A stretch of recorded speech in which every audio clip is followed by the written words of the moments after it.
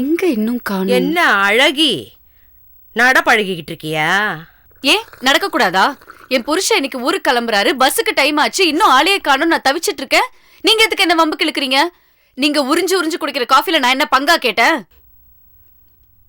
தப்பு பண்ணிட்டேன்டி, தப்பு பண்ணிட்டேன். அந்த மிளகாத்தூள் குளியல பேசாம உனக்கு கொடுத்துட்டு இருக்கணும்.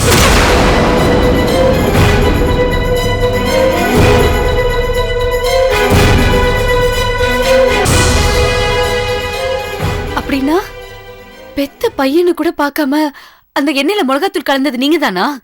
பின்ன என் புள்ளிய என்கிட்ட இருந்து பிரிக்கணும் நீ நினைக்கலாம், உன் புருஷனை உன்கிட்ட இருந்து பிரிக்கணும்னு நான் நினைக்க கூடாதா? பெருசா பேசுற பேச்சு. உள்ளவாடா. என்ன முதா, எல்லாம் எடுத்து வச்சிட்டியா? அதெல்லாம் எடுத்து வச்சாச்சு. உங்க அம்மா என்ன காரியம் பண்ணிருக்காங்க தெரியுமா? சும்மாவே இருக்க மாட்டியா? எப்ப பார்த்தாலும் அம்மாட்ட சண்டை போட்டுக்கிட்டே இருக்க. கொஞ்சம் அட்ஜஸ்ட் பண்ணி தான் போயேன். என்ன தலையில இடி விழுந்த மாதிரி இருக்கா? யார கேக்குறீங்க? டேய், உன்னை தாண்டா கேக்குறேன். உன் தலை தானே வழுக்கையா இருக்கு. மா, நீங்க பேசாம கட்சியில சேர்ந்துருங்கம்மா, சீக்கிரம் எம்எல்ஏ ஆயிடுவீங்க. ஏய், என்ன பார்த்தா என்ன வேலை வெட்டி இல்லாத பொம்பளை மாதிரி இருக்கா? இல்லம்மா, உங்க புத்திசாலித்தனத்துக்கும் பேச்சு திறமைக்கும் கட்சியில போய் சேர்ந்தீங்கன்னா நல்லா இருக்குன்னு சொன்னேன். அப்புறம் நான் ஒன்னு சொல்றேம்மா. என்ன? ஊர்ல திருவிழா நடக்குது, நான் போறேன். நீங்களும் வந்தீங்கன்னா ஒரு 10 நாள் அங்க இருந்துட்டு வரலாம். வாசுவும் அமுதாவும் சென்னைக்கு போயிட்டு வருவாங்கல்ல. இப்படி ஒத்து உதறதுக்கு தான் உன்னை அவன் இங்க கூட்டிட்டு வந்தானா?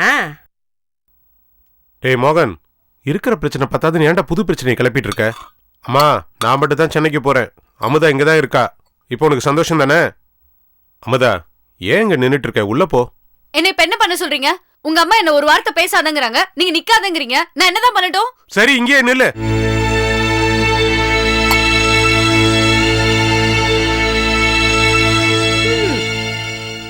ஏண்டா, என்ன ரொம்ப நேரம் என் வாயவே பார்த்துட்டு இருக்க? எனக்கு வயித்த வலிக்க போகுது. இந்தா, இந்த மிக்சரை வாயில போட்டு கொஞ்சம் மெல்லு.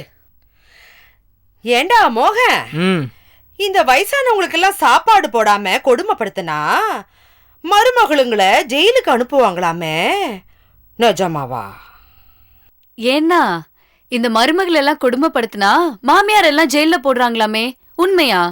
ஏய், அப்ப என்ன ஜெயிலுக்கு அனுப்ப போறியா? நீங்க இந்த மாதிரியே பேசிட்டு இருந்தீங்க, சாதாரண ஜெயிலுக்கு இல்ல, அந்தமான் ஜெயிலுக்கே அனுப்புவேன். அமுதா.